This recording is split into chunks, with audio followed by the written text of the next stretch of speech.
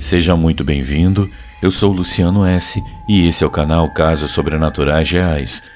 Não deixe de fazer a sua inscrição e ativar o sininho para não perder os próximos vídeos e escreva nos comentários de que cidade você está nos assistindo. Desde já, o nosso muito obrigado.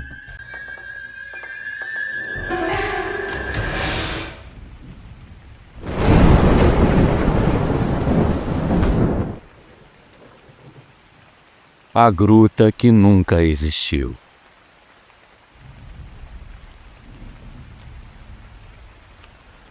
Saudações, Luciano. Bom dia, boa tarde, boa noite a todos. Eu me chamo Renê e eu sou de São Bernardo do Campo, interior de São Paulo. Eu sempre gostei de caminhar em mata fechada.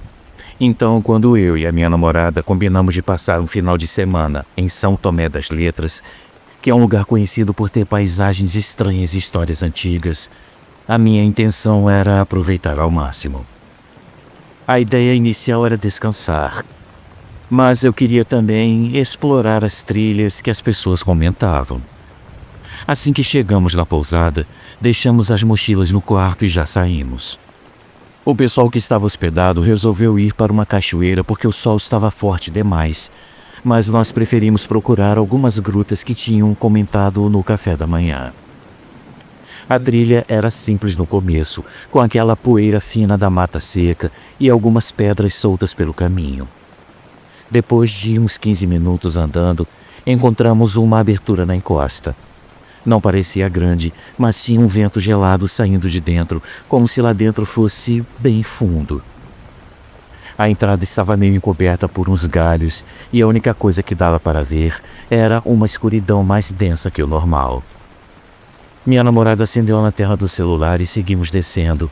A gente estava animado no início, mas não demorou muito para perceber que a gruta era muito mais profunda do que parecia.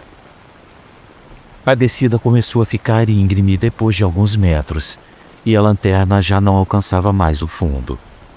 A cada passo, a luz mostrava paredes úmidas, lisas e com marcas que pareciam arranhões antigos. Não dava para saber se eram erosões ou riscos feitos por alguém. O chão ficava cada vez mais irregular e o ar parecia mais frio do que deveria. Não havia barulho de água escorrendo, nem o eco típico de cavernas pequenas. O silêncio era tão fechado que dava para ouvir o próprio sangue batendo dentro da nossa cabeça. Depois de um tempo, a gente avistou uma clareira interna, um espaço um pouco mais aberto. Ali, sentada em uma pedra grande, tinha uma mulher. Ela estava de costas. A roupa que ela usava parecia muito antiga. Era um vestido comprido bem gasto, totalmente encardido, como se tivesse sido tirado de um baú esquecido por muitos anos. A postura dela era rígida, com o tronco ereto e as mãos apoiadas nos joelhos. Na hora eu pensei que ela poderia ter se perdido, ou talvez que estivesse descansando. Quando nos aproximamos, eu senti uma estranheza difícil de descrever. O vestido dela parecia estar úmido só nas dobraduras, como se tivesse sido molhado e secado de um jeito irregular. A lanterna pegou no tecido e refletiu de um jeito esquisito, como se fosse algo pesado demais para ser um simples pano. Eu toquei de leve o ombro dela e a minha namorada chamou por ela. A mulher se virou devagar, como se cada movimento fosse calculado. Só que quando ela virou totalmente o rosto, a minha sensação virou puro pânico. Onde deveria estar o rosto, havia apenas uma escuridão lisa, sem olhos, sem boca, sem nada. Não era como uma sombra projetada. Era uma superfície negra, uniforme, que parecia absorver a luz da lanterna. A luz não refletia, não destacava os contornos. Era como se o rosto dela tivesse sido apagado. Minha namorada tropeçou para trás e eu quase caí também. A mulher continuou sentada, só virada para a gente e imóvel. Nada nela se mexia, nem o vestido e nem a cabeça. A gruta inteira parecia ter ficado mais fria depois que ela virou. Eu tentei olhar para todos os lados procurando a saída, mas a gente não encontrou mais o caminho por onde tinha entrado. A lanterna mostrava só mais paredes, mais pedras e mais trechos profundos que não reconhecíamos. Luciano, foi aí que começou a sensação de que aquela gruta estava viva. Cada vez que a luz se movia, eu tinha a impressão de que a estrutura mudava de lugar. Eu tentava achar um ponto que eu lembrasse da descida, mas nada aparecia. A mulher continuava parada, virada para nós, e aquela escuridão no lugar do rosto parecia maior, como se ela estivesse se esticando para fora. Quando a gente estava quase sem saber o que fazer, lá no fundo da escuridão surgiu uma luz minúscula. Era fraca, como se fosse um reflexo muito distante. Nós fomos andando devagar, tentando não cair. O caminho parecia mais estreito do que antes e tinha pedras soltas por toda a parte. Eu escorreguei 2 vezes, ralei o joelho, bati o ombro na parede. Minha namorada também caiu. Ela ficou com as mãos sujas de terra e com os cabelos todos grudados na testa. A luz foi ficando maior conforme nos aproximamos, até que nós percebemos que aquela luz era uma saída. Nós continuamos caminhando.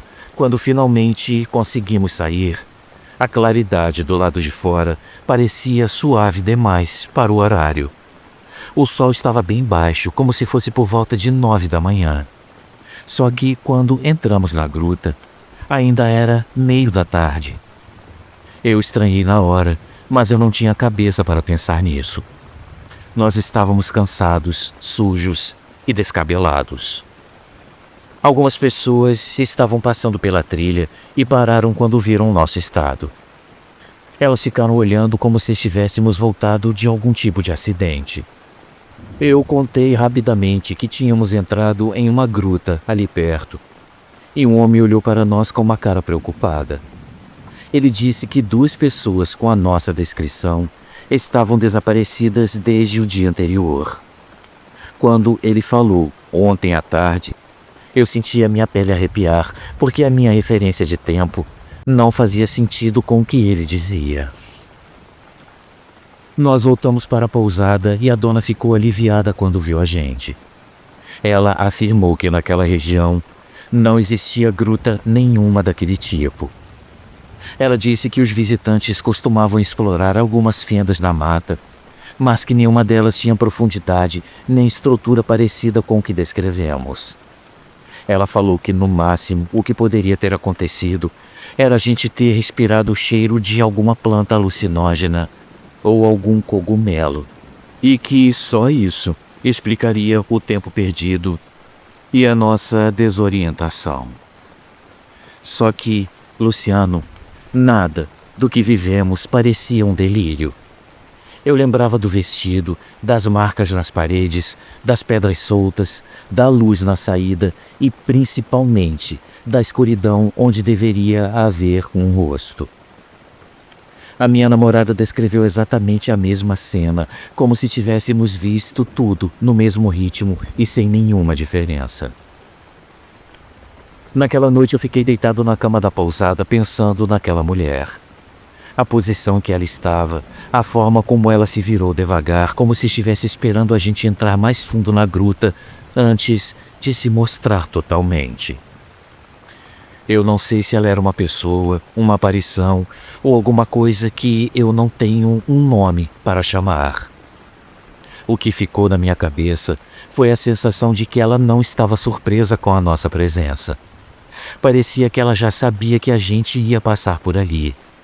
E aquela escuridão do rosto era como se fosse um buraco, um vazio, totalmente consciente. Até hoje, quando alguém comenta sobre trilhas e cavernas em São Tomé das Letras, eu lembro da sensação de estar sendo observado naquela hora. Tudo o que aconteceu parece tão claro quanto o que eu fiz essa manhã. E mesmo com o tempo passando, a lembrança não enfraquece. Parece que ela ficou presa em mim, como se a parte da gruta que se mexia ainda estivesse tentando me convencer de que eu não devia ter olhado para aquela mulher sentada na pedra. Eu só sei que desde aquele final de semana eu nunca mais entrei em nenhuma gruta. E eu não pretendo entrar de novo. Porque do jeito que aquela mulher se virou, a impressão que eu tive foi que ela não queria só ser vista. Ela queria que a gente ficasse lá dentro. E se a luz da saída não tivesse aparecido, talvez a gente estivesse até hoje naquele lugar, que segundo a dona da pousada, nem existe. Muito obrigado a todos pela atenção.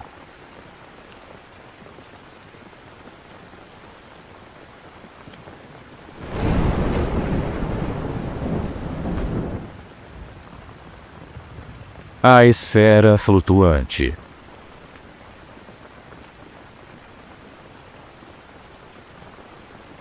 Bom dia, boa tarde, boa noite a todos. Luciano e ouvintes. Luciano, eu quero te parabenizar pela qualidade dos seus relatos, que à medida que o tempo passa, continuam surgindo tão bons quanto os primeiros que eu ouvi. Isso nos mantém fiéis ao seu canal e à sua narração, que parece ter sido feita para esse tipo de relato. Vida longa e próspera para você e para todos nós. Já faz um bom tempo que eu estou para te enviar esse relato, mas o desconforto do fato pelo qual passei foi tão grande que eu acabei adiando até hoje, porque sempre me causa uma sensação desagradável quando eu me lembro. Inclusive, se você me permite, eu gostaria de pedir aos inscritos que deixem nos comentários o que exatamente eles acham o que foi aquilo que eu vi. Desde já, eu agradeço muito. Eu prefiro não me identificar, porque o fato ocorreu em um motel, e na época eu não era casado. Hoje eu sou com outra pessoa que não estava comigo naquela tarde. O caso aconteceu em um motel de São Gonçalo, uma cidade que fica na região metropolitana do Rio de Janeiro, em uma tarde muito ensolarada. Nós já estávamos quase indo embora. Eu estava despido na cama, e a outra pessoa estava de pé, de frente para mim, enquanto conversávamos. Minha perna esquerda estava dobrada e a perna direita apoiada sobre a perna esquerda. De repente, eu senti alguma coisa como se estivesse caindo na cama, ou simplesmente se materializado muito próximo aonde eu estava deitado. Eu me assustei. Eu percebi que a minha namorada olhou diretamente para o lugar onde eu havia sentido essa queda. Em fração de segundos, uma esfera do tamanho de uma bola de tênis, contrariando a lei da gravidade, flutuou cerca de 60 centímetros em linha reta. Eu fiquei olhando para aquilo e quase que simultaneamente ao momento em que a esfera flutuou e parou nessa altura, surgiram do nada duas lâminas em formato de meia-lua que pareciam ser de aço inox. Elas começaram a girar em torno da esfera em alta velocidade em sentidos opostos, porém no mesmo eixo.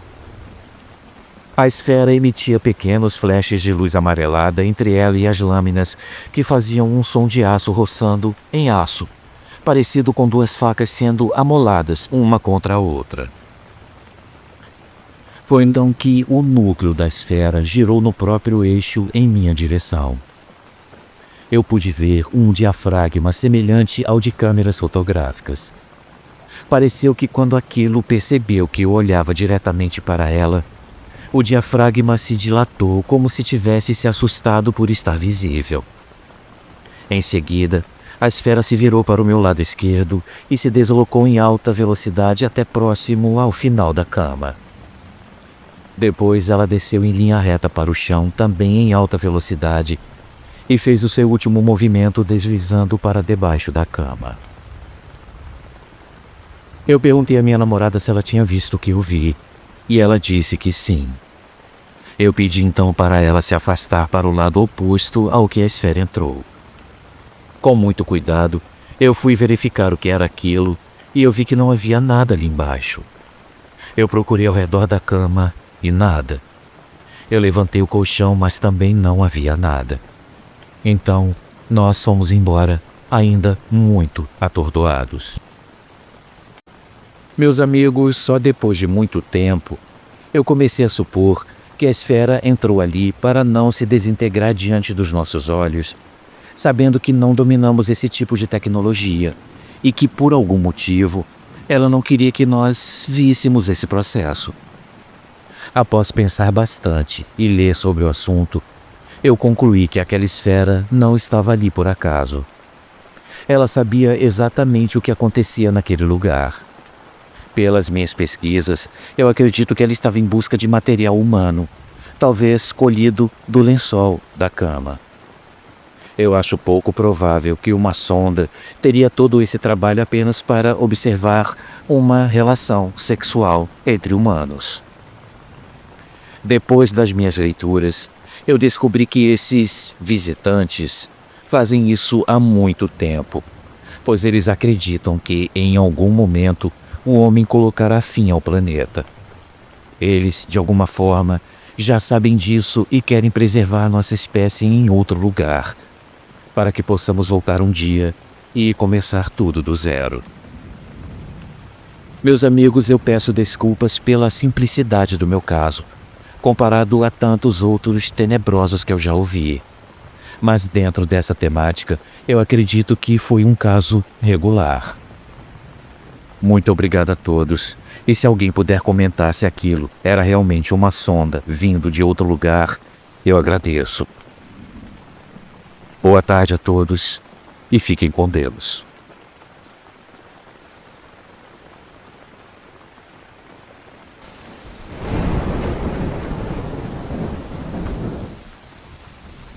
Amigos, uma pequena pausa no nosso vídeo, apenas para lembrar que o nosso canal é um canal independente e que para continuar existindo nós precisamos muito do seu apoio. Existem muitas formas de você ajudar o canal. Uma delas é contribuindo com qualquer quantia utilizando a chave Pix que está aparecendo na sua tela. Outra é se tornando membro contribuindo com apenas R$ 7,99 por mês clicando no link Seja Membro.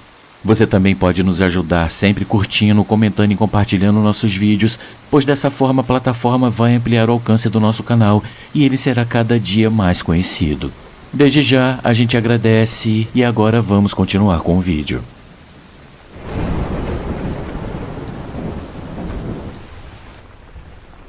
Os reptilianos na mata.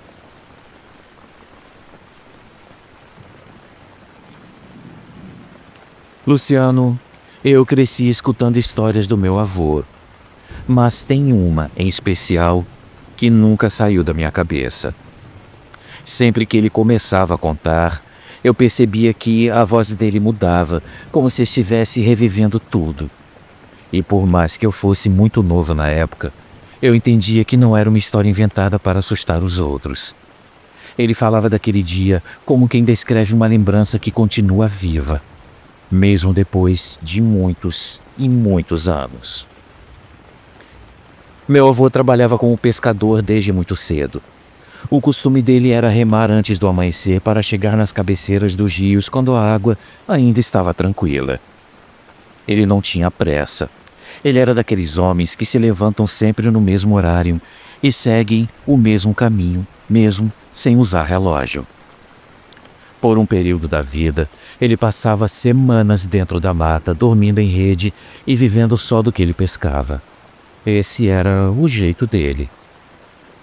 Numa dessas temporadas, quando ainda era jovem, ele acordou no meio da madrugada, preparou as coisas e seguiu pelo rio como ele fazia sempre. A mata ainda estava fechada na escuridão e o único barulho que ele ouvia era o de peixes grandes quebrando a superfície de vez em quando. Era um som forte, ecoando na água, e ele reconhecia cada espécie só ouvindo o jeito que elas batiam na correnteza. Ele contava que naquele dia tudo estava normal até os primeiros passos da manhã surgirem no céu. Foi quando ele percebeu alguma coisa estranha do outro lado da margem. Não era barulho de bicho e nem de gente. Era um movimento ritmado, firme, sempre no mesmo horário. Ele passou a reparar melhor e ele viu silhuetas descendo até a beira do rio, como se fossem grupos de pessoas tomando banho. Isso aconteceu por vários dias seguidos, na mesma hora e com a mesma precisão. Ele já conhecia praticamente todas as famílias ribeirinhas daquela região, e ele sabia onde ficavam as aldeias, então aquilo não fazia sentido nenhum. Depois de tanto observar de longe, a curiosidade falou mais alto. Ele então decidiu atravessar. Mas ele fez isso como quem caça um animal arisco. Ele foi devagar, no silêncio total. Ele remou até a metade do caminho e apagou o lampião para não chamar atenção. Depois ele encostou a canoa num pedaço de capim alto e se abaixou na beira da água com o coração batendo forte. Ele contou que ele rastejou devagar com a roupa toda molhada até ficar perto o suficiente para enxergar os detalhes. A partir daí, a vida dele mudou. Luciano, ele viu criaturas que não eram humanas, mas que se moviam como gente. Elas tinham altura de adulto e pernas firmes, e a pele parecia couro seco, toda enrugada. A cabeça lembrava a de um jacaré, mas com algumas diferenças que deixavam tudo mais estranho. Os olhos eram grandes, redondos e brilhavam de um jeito que não combinava com nenhum animal da floresta. Era um brilho direto, reto, como se estivesse observando o mundo com um tipo de entendimento que a gente não tem. Os braços dessas criaturas balançavam ao caminhar, compridos, finos, e a maneira como eles encostavam na água era muito parecida com a de qualquer pessoa entrando para se lavar. Elas não falavam, não emitiam som nenhum. Só se comunicavam com movimentos rápidos, apontando com as mãos e inclinando as cabeças sempre de um jeito preciso, quase metódico. Os mais jovens não andavam a pé. Eles rastejavam com uma agilidade absurda, mergulhando e sumindo na água como se fossem sombras. Ele também reparou que o grupo parecia organizado, como se houvessem famílias ali. Tinha um que parecia mais velho, com a pele ainda mais ressecada e a postura mais rígida. Em um determinado momento, essa criatura se sentou na margem do rio, exatamente como um homem se sentaria, com as pernas abertas e os braços apoiados nos joelhos. E foi aí que meu avô sentiu o corpo inteiro paralisar. A criatura virou o rosto na direção dele. Não foi por acaso, foi um movimento direto, consciente, calculado. Meu avô disse que naquela hora ele percebeu que ele tinha sido visto desde o início. Não adiantava ter apagado o lampião, nem ter remado devagar e nem ter se escondido no capim. A criatura sabia que ele estava ali. Ele ficou abaixado com a respiração presa, enquanto o mais velho o observava. A sensação que ele descrevia não era de pânico, era outra coisa. Ele dizia que o olhar da criatura tinha uma firmeza que parecia atravessar a pessoa, como se estivesse medindo o que cada parte do corpo dele podia fazer. Ele não contou quanto tempo ele ficou ali parado, mas ele dizia que parecia interminável. As criaturas terminaram o que estavam fazendo e começaram a se afastar para dentro do rio. Elas não mergulhavam como jacarés, nem nadavam como pessoas. Elas desapareciam rápido, como se a água abrisse passagem e fechasse logo depois. Quando a última sumiu, ele voltou para a canoa do jeito que deu. Na hora em que ele empurrou a embarcação para o meio do rio, ele ouviu um assovio muito agudo vindo da mata atrás dele. Ele disse que olhou, mas não viu nada. O som era fino, longo e parecia atravessar a floresta inteira. Ele remou sem parar até alcançar uma árvore grande onde costumava descansar. Foi ali que ele passou a noite. Só que ele não dormiu. Ele ficou abraçado ao pulsar e olhando em volta o tempo inteiro. Ele dizia que cada folha que mexia no chão parecia ter a intenção de se aproximar dele. Ele esperou a madrugada inteira sentado, como se estivesse se protegendo de alguma coisa que ainda poderia aparecer. Quando ele voltou para a comunidade, dias depois, a minha avó percebeu que havia alguma coisa diferente nele. Ele tremia de vez em quando, ele ficava com o olhar perdido e ele tinha medo de voltar para aquela parte do rio. Ele nunca mais remou sozinho de madrugada. Ele sempre pedia para alguém o acompanhar, o que era completamente fora do normal para ele. As febres começaram algumas semanas depois. Ele passava noites inteiras delirando, repetindo que aquelas criaturas sabiam o que tinham visto e que não iam se esquecer dele. O tempo foi passando e ele tentava levar a vida normalmente, mas ele nunca mais voltou a ser o mesmo. Ele viveu muitos anos ainda, mas bastava alguém mencionar aquela região do rio para ele começar a ficar nervoso. Ele dizia que nunca mais se aproximou da margem onde ele viu aquelas criaturas. Mesmo já velho, com a memória falhando para alguns acontecimentos, aquele dia continuava intacto na cabeça dele. Meus amigos, ele sempre afirmava que elas ainda estavam lá, na mesma hora, fazendo os mesmos movimentos e seguindo a mesma rotina que ele testemunhou quando era jovem. E ele falava isso com uma certeza que não dava brecha para a dúvida. Não era exagero, não era invenção para impressionar ninguém. Ele carregava essa lembrança como quem carrega um corte profundo, que não fecha nunca. Com o tempo, essa história ficou conhecida entre os filhos e os netos, mas ninguém falava disso perto dele para não deixá-lo angustiado. Mesmo assim, eu ouvi muitas vezes ele murmurando que aquelas criaturas continuavam esperando. Esperando o que ele nunca explicou. E talvez ele nem tivesse como explicar. Eu só sei que por mais que eu tente imaginar alguma explicação comum, tudo o que ele descreveu encaixa perfeitamente no jeito que ele falava da vida. Ele não inventava. Ele nunca inventou. E quando ele lembrava desse dia, a expressão dele mudava igual a de quem encara uma lembrança que ainda está acontecendo, mesmo depois de tantos anos. Meus amigos, até hoje eu penso nisso. E se o que ele viu naquela margem era real, então a gente não faz ideia do que existe na parte do mundo que a gente não alcança. Eu só sei que o meu avô viu alguma coisa que não queria ser vista.